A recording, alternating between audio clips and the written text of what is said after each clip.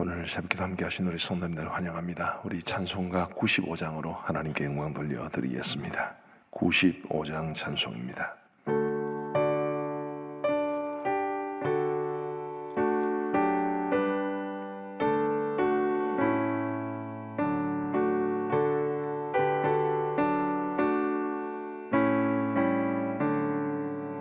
나의 기쁨 나의 소망 되시며 나의 생명이 되신 주 밤낮 불러서 찬송을 드려도 늘 하신 마음뿐일세.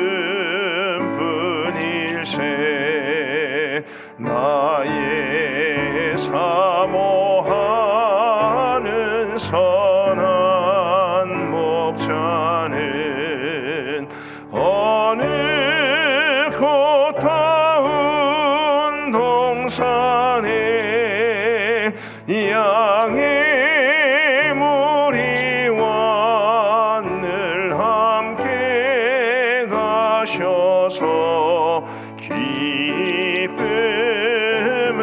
함께 하실까. 길도 없이 거친 넓은 들에서 갈 길 못 찾아 애쓰며 이리저리로 헤매는 내 모양 저 원수 조롱하도다. 주의 자비롭고 화평한 얼굴 모든 천사도 반기며 주의 놀라운 진리의 말씀에 천지가 화답하도다. 나의 진정 사모하는 예수님 음성조차도 반갑고 나의 생명과 나의 참 소망은 오직 주 예수 뿐일세.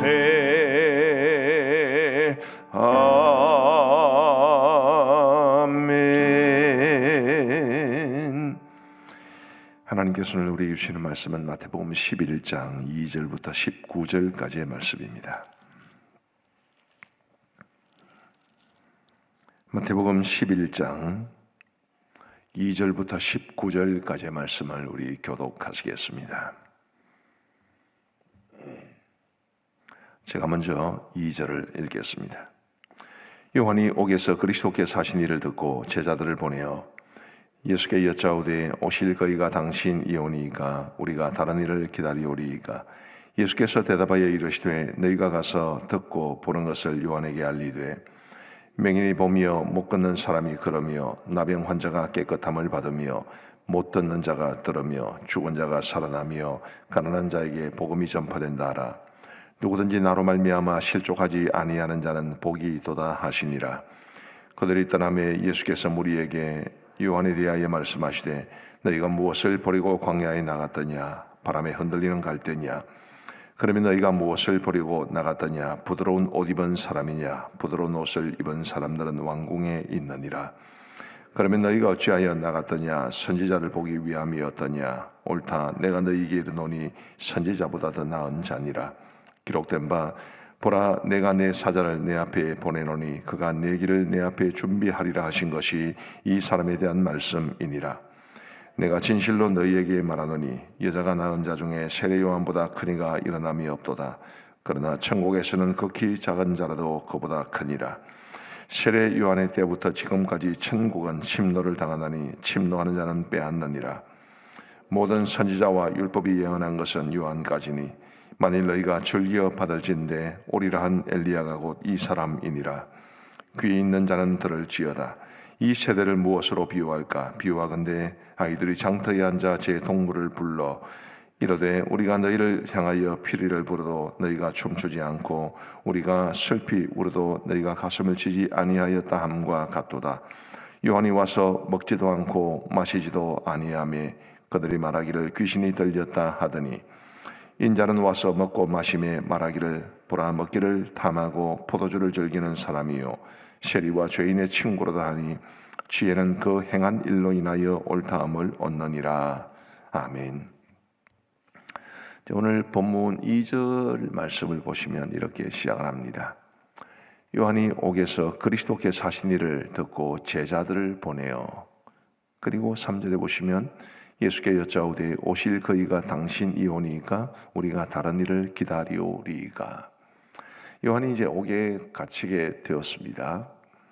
그리고 제자들을 보내서 우리가 메시아로 당신을 생각했는데 과연 당신이 맞습니까? 아니면 또 다른 분이 오십니까? 라고 질문을 한 것입니다. 세례 요한은 왜 이렇게 제자들을 보내서 질문을 했을까요? 크게 보면 이제 두 가지 견해가 있습니다. 하나는 요한은 당연히 예수님이 메시아라고 생각을 했는데 메시아로서 예수님이 사역하시는 모습을 듣고 또 본 바로는 그가 기대했던 메시아상이 아니었기 때문에 아마 그도 다른 유대인들처럼 메시아께서 이 땅에 오셔서 이스라엘을 로마의 압제에서 건져내시고 그리고 하나님의 나라를 실제로 육신적으로 현실적으로 그 땅에 세울 것을 기대했을지도 모르겠습니다. 그런데 예수님은 그렇게 하지 않으셨으니까 하나님의 나라를 전하시고 가난한 자들을 돌보시고 또 병든 자들을 고치시고 그런 일을 하는 것을 보면서 진짜 메시아가 맞는가? 그래서 확인차 제자들을 보냈다는 썰도 있습니다. 견해도 있는 거지요. 또 한 가지 견해도 있습니다. 분명 세례 요한은 예수님을 믿고 확신했지만 그러나 이제 이 옥에서 벗어나지 못하고 그런 죽임을 당하게 됩니다. 자신의 죽음을 예견한 세례 요한이 자신을 따르는 제자들이 이제는 예수님을 따르기를 바라는 마음으로 자신이 제자들에게 예수님은 이러이러한 분이다 라고 말을 하기보다는 그들을 직접 예수님에게 보내서 예수님의 입으로 하여금 입을 통해서 그들이 예수님이 어떤 분인지를 알게 해서 그 제자들이 예수님을 따르게 하는 목적으로 그래서 제자들을 보냈다. 이렇게 견해도 있습니다. 어떤 쪽일까요? 1번입니까? 2번입니까? 잘 알 수는 없습니다. 두 가지 견해가 다 근거가 있기 때문입니다. 첫 번째 견해를 이제 지지하는 그런 근거는 6절 말씀입니다. 6절 말씀에 보시면 누구든지 나로 말미암아 실족하지 아니하는 자는 복이 있도다 하시니라. 자, 이렇게 이 6절 말씀을 보시면 확실히 세례 요한이 뭔가 좀 예수님에 대해서 다른 견해를 가진 듯한 그런 느낌이 들죠. 두 번째 견해를 지지하는 그런 내용도 본문에는 있습니다. 이제 만약에 세례 요한이 예수님을 불신했다면 우리 예수님께서 세례 요한에 대해서 책망을 하시거나 부정적인 내용으로 말씀하셨을 가능성이 높습니다. 왜냐하면 우리 예수님께서 이 땅에 계실 때 가장 분명하게 책망을 하신 경우가 두 번 정도 있는데 한 번은 바리새인들이나 사두개인들처럼 그 종교 지도자들을 향해서는 굉장한 책망을 서슴지 않으셨습니다. 그러나 때로 제자들을 향해서 책망하시기도 하시는데 제자들을 향해 책망하신 경우는 거의 대부분 너희가 어찌하여 믿음이 없느냐 그 믿음의 문제를 가지고 책망을 하셨는데 오늘 본문에 보시면 세례 요한에 대해서는 그런 내용이 전혀 없고 오히려 세례 요한을 굉장히 극찬하는 아주 인정해 주시는 그런 말씀을 하시는 것을 보면 세례 요한이 예수님에 대해서 불신했거나 아니면 예수님에 대해서 오해한 그것을 바로잡기 위해서 이런 질문을 한 것은 아닌 것 같다. 그렇게 보는 견해도 있습니다. 어떤 게 맞을지는 잘 모르겠습니다. 둘 다 상당한 근거를 가지고 있기 때문에 자, 그래서 둘 다 한번 살펴보려고 합니다.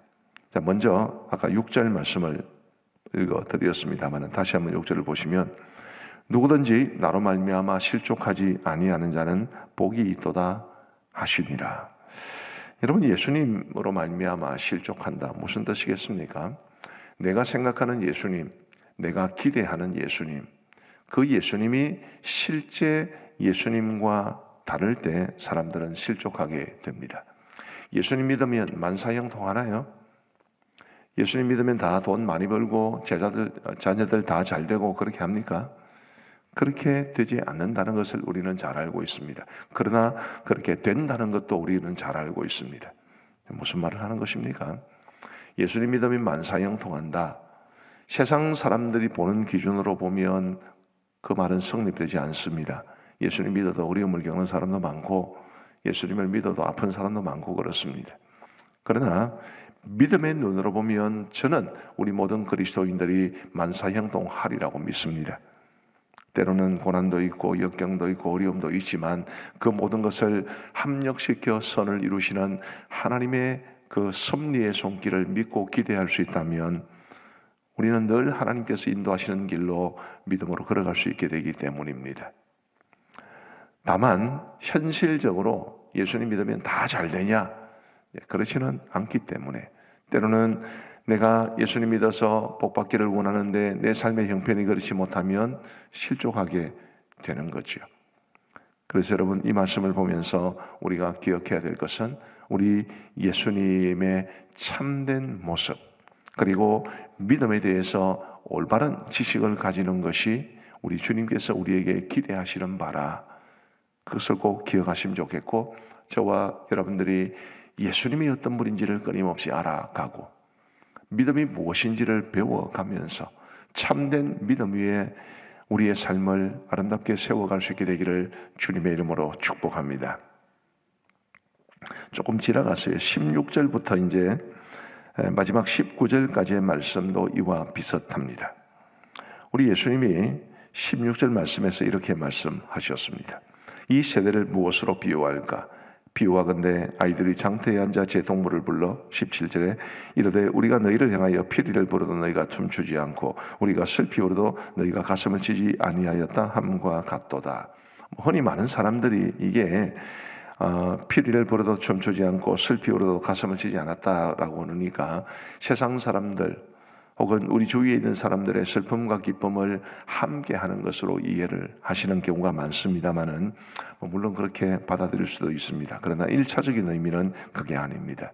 18절, 19절을 보시면 요한이 와서 먹지도 않고 마시지도 아니하며 그들이 말하기를 귀신이 들렸다 하더니 요한에 대해서는 귀신이 들렸다고 그러고 19절에 인자는 예수님을 말하죠. 인자는 먹고 와서 먹고 마시며 말하기를 보라 먹기를 탐하고 포도주를 즐기는 사람이요 세리와 죄인의 친구로다 하니 세례 요한에 대해서는 이렇게 비판하고 예수님에 대해서는 이렇게 비판하고 그런 마음 그런 자세로는 결코 예수님을 뒤따를 수 없다라고 말씀하시는 게 그 말씀의 진의입니다. 참된 뜻이죠. 결국 이 16절부터 19절까지가 우리에게 말해주는 것은 역시 예수님이 어떤 분인지를 바르게 알고 그분을 바르게 믿고 따르는 것, 바로 그것을 말해줍니다. 우리 성도 여러분, 예수님을 수십 년 혹은 수대째 믿어온다 해도 예수님이 어떤 분인지를 바르게 알지 못하면 그 믿음을 하나님이 기뻐하지 않을 겁니다. 혹시 여러분 배우자 사이에 저희도 이제 결혼 30년이 되었는데 이제 수십 년 이렇게 결혼 생활을 해 오시면서 남편과 아내를 충분히 아신다고 생각하십니까?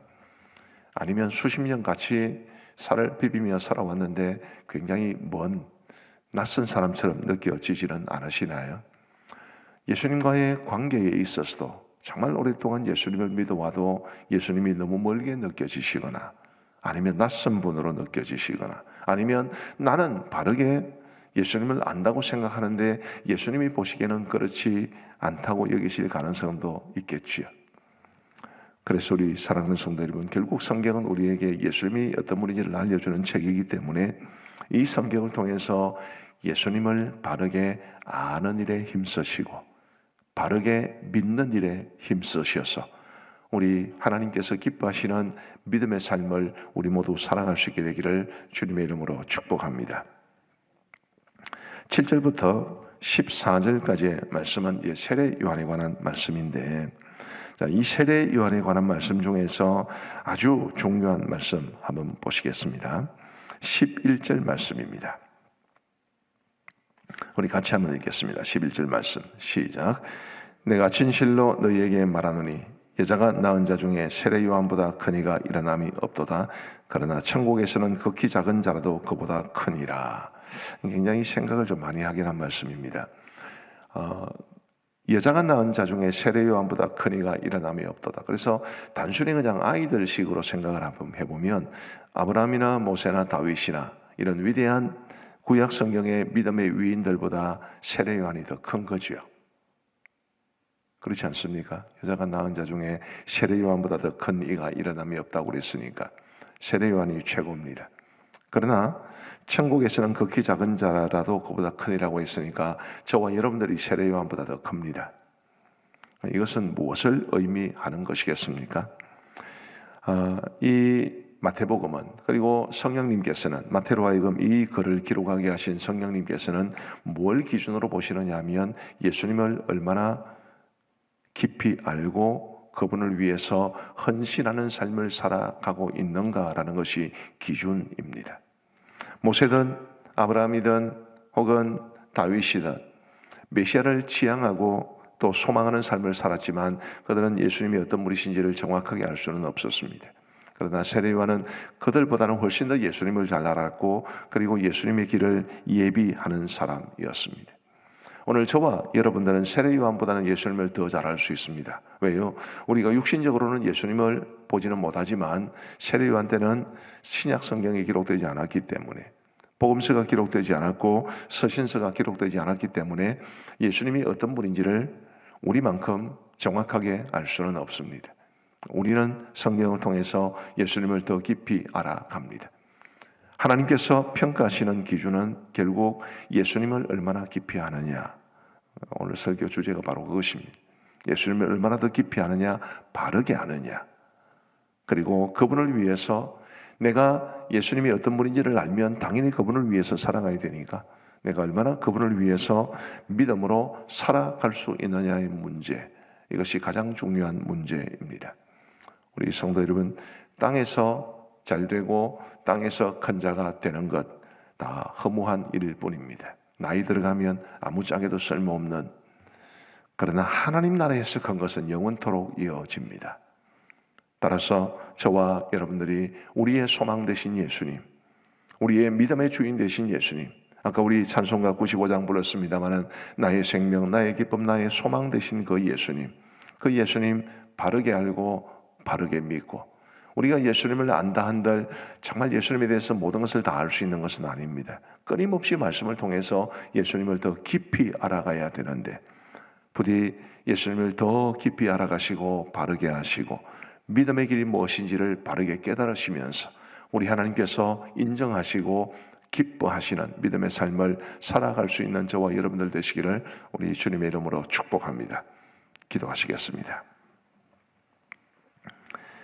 자비로우신 하나님 아버지, 감사합니다. 오늘 이 목요일 새벽에도 우리의 단잠을 깨우시고 우리 주님 전에 나와 혹은 영상을 통해서 말씀을 듣게 하여 주신 것을 진심으로 감사합니다. 하나님 아버지, 간절히 바라옵고 원하옵기는 오늘 주신 이 말씀 그대로 우리가 예수님을 더 깊이 더 바르게 알아갈 수 있도록 인도하여 주옵소서. 하나님, 우리가 아는 예수님의 전부가 될 수는 없으신데 우리가 조금 예수님을 안다고 해서 그것이 내가 바른 믿음의 길을 걸어가는 것인 줄 알고 착각하는 경우가 많은 듯 합니다. 하나님이여, 정말 우리 예수님 얼마나 크고 위대하신 분이신데 주님, 우리가 조금 예수님을 아는 것으로 만족하지 않고 끊임없이 예수님을 더 깊이 알아갈 수 있도록 도와주옵소서.